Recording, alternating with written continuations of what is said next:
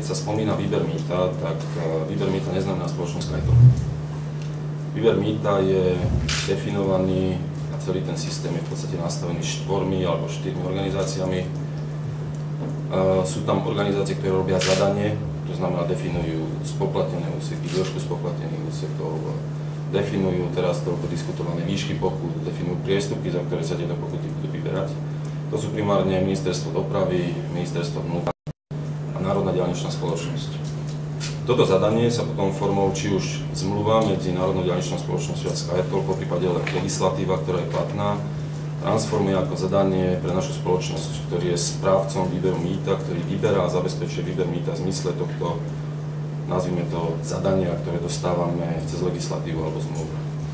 Z tohto pohľadu ja som presvedčený, že ten nadpis, ktorý tu vidíte, je určite správny.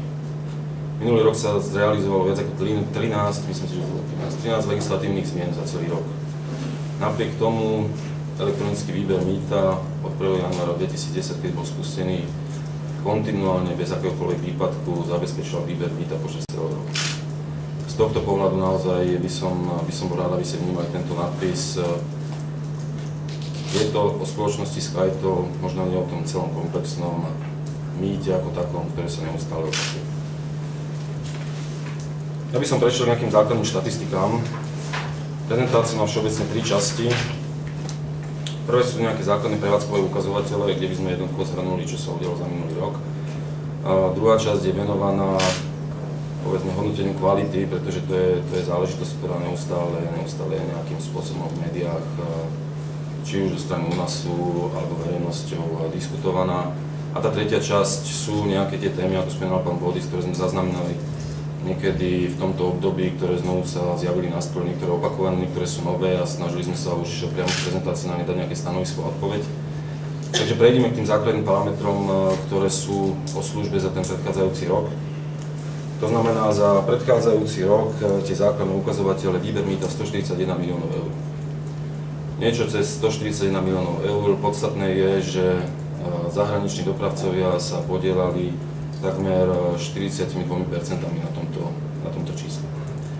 Bolo vydaných 189 000 palubných jednotiek. Z týchto 189 000 palubných jednotiek, myslím si, že to je viac ako 66%, to znamená takmer 70% sú zahraničné vozidlá. To znamená jednoznačne mýto, alebo teda Slovensko je tranzitná krajina a mýto zasahuje aj tých zahraničných vodičov v primárnej miere.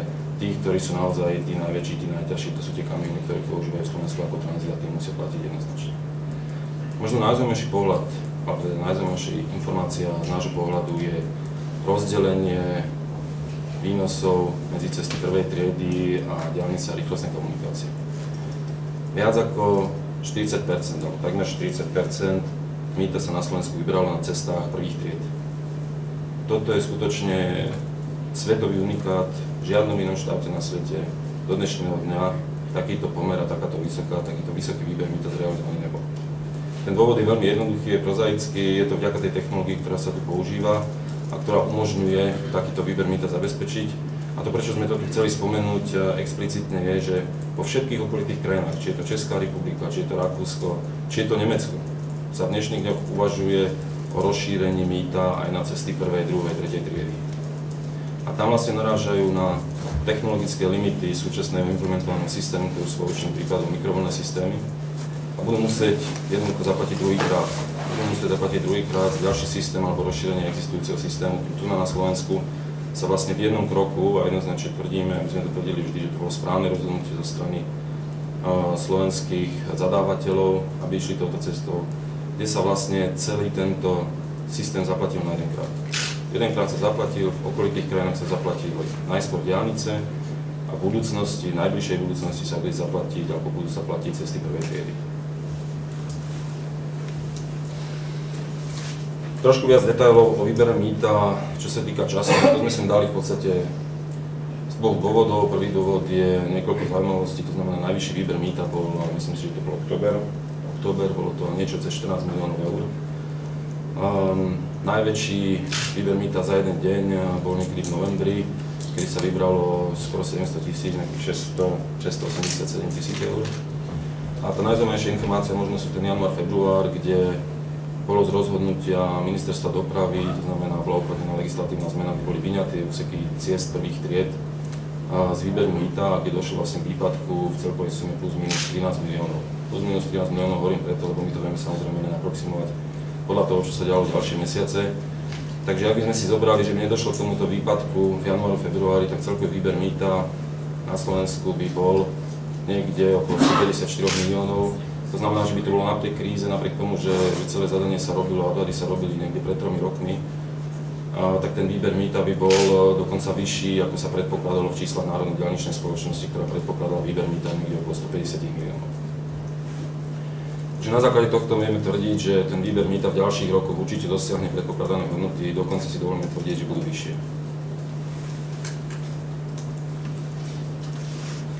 Ďalší obrazok je porovnanie výberu mýta našim systémom, elektronického výberu mýta a diaľničnými známkami.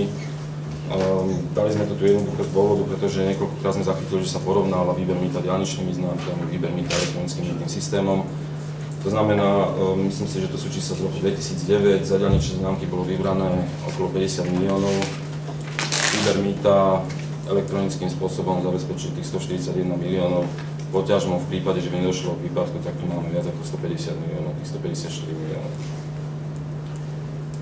Jednoznačne by som tu chcel povedať, štát na elektronickom mýtnom systéme neprerába.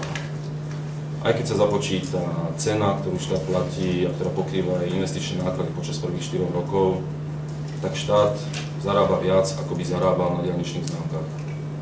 Určite to takto bude pokračovať aj ďalšie roky a to, čo si treba ešte k tomu uvedomiť, je, že štát nezaplatil ani korunu za výstavbu tohto systému a tento systém stál niekoľko stoviek miliónov eur. To znamená, štát zarába na tomto systéme, zarába dosahuje výnosy, ktoré sú vyššie ako cez diaľničné známky. Samozrejme v súvislosti s výnosmi z mýta sme zachytili aj spájanie výnosov mýta a nerentabilitu, pretože je tam nejaké znížené dane z pohonných môd alebo spotrebné dane z pohonných môd a tak ďalej. Ale to samozrejme je nejaké rozhodnutie ministerstva financií a príslušných nejakých úradov a toto skutočne nevieme ani my, ani ministerstvo dopravy, ani Národná diaľničná spoločnosť nejakým spôsobom ovplyvniť.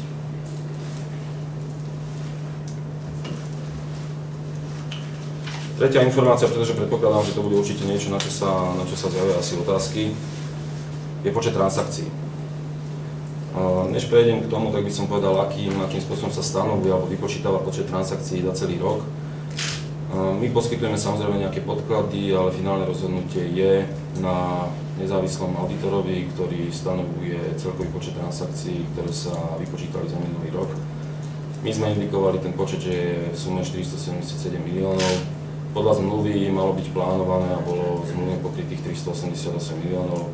Tí, ktorí zmluvu poznáte, tak viete, že tam vzniká na spoločnosti SkyToll na ďalšie navýšenie ceny, presne v mysle zmluvných podmienok, myslím, že to bola 1 koruna za jednu transakciu.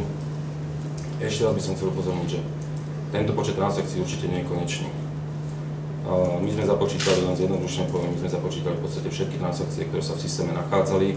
Nezávislý znalec, jeho primárnou úlohou je zistiť a započítať len tie transakcie, ktoré boli spoplatnené, to znamená, boli skutočne vybrané za ne peniaze. Takže očakávame, že to bude nižšie číslo, každopádne už dneska si dovolím tvrdiť, že bude vyššie ako plánovaných 388 miliónov. Ten dôvod je veľmi prozaický, všetci dobre viete, že jedna z legislatívnych zmien, ktorá sa uskutočnila na náklad autodopravcov, bolo, že sa zavedlo tzv. Spravodlivé mýto, ktoré vyžadovalo, aby sa skoro zdvojnásobili úseky, spoplatnené úseky ciest, to znamená, nasekali sa tie cesty na viacej úsekov, tým pádom sa navýšil počet transakcií. Takže to je veľmi prozaický dôvod tohoto navýšenia. Ešte raz vás poprosím, nie sú to finálne čísla, myslím si, že Národná diaľničná spoločnosť by mala obdržať stanovisko od nezávislého auditora niekedy ku koncu januára. Takže potom by pravdepodobne mala byť možnosť takisto zadefinovať cenu, ktorá bude za týmto navýšením a získať presné číslo.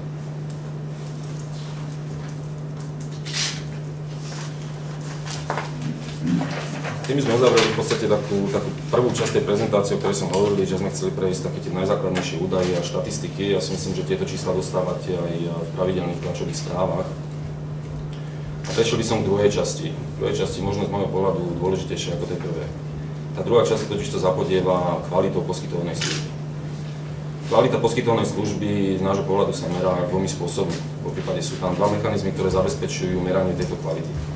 Prvý je to zmluvné, nezávislý znalec, pravidelne na mesačnej, niektoré parametre na mesačnej, niektoré parametre na poloročnej fáze, robí merania a vlastne hodnotí, či spoločnosť SkyToll plní svoje zmluvné povinnosti.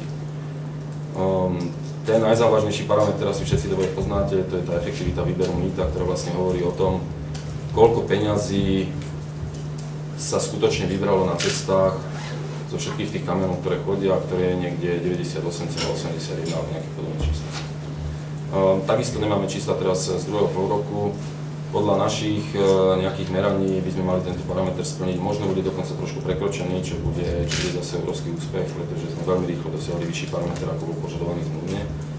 Ale samozrejme čísla budú známe ku koncu januára a takisto od nezávislého znalca. To je povedzme prvý pohľad na kvalitu. Nezávislý znalec, prípadne NDS, ktorá môže a vstupuje do našeho systému a kontroluje plnenie ďalších 250 parametrov. Dostupnosť hraničných distribučných miest, ja neviem, či fakturácia bola vybavená do 5 dní, či reklamácie sú vybavené do 5 dní a tak ďalej a tak ďalej. Všetky tieto zmluvné a záväzné parametre môžete nájsť v zmluve, ktorá je zverejnená. Čiže to je taká jedna strana, nezávislá, nazval by som ju nezávislá. Druhá časť sú samotní autodopravcovia a to sú reklamácie. Neustále, špeciálne zo strany u nás zaznievajú informácie, ako to celé nefunguje, to nefunguje, hej, my si to tak trošku vzťahujeme na seba napriek tomu, čo sme hovorili, hej, to nefunguje, nie je funkčné, palubné jednotky nefungujú, 20 000 ich je nefunkčných, fakturácia nefunguje a tak ďalej a tak ďalej.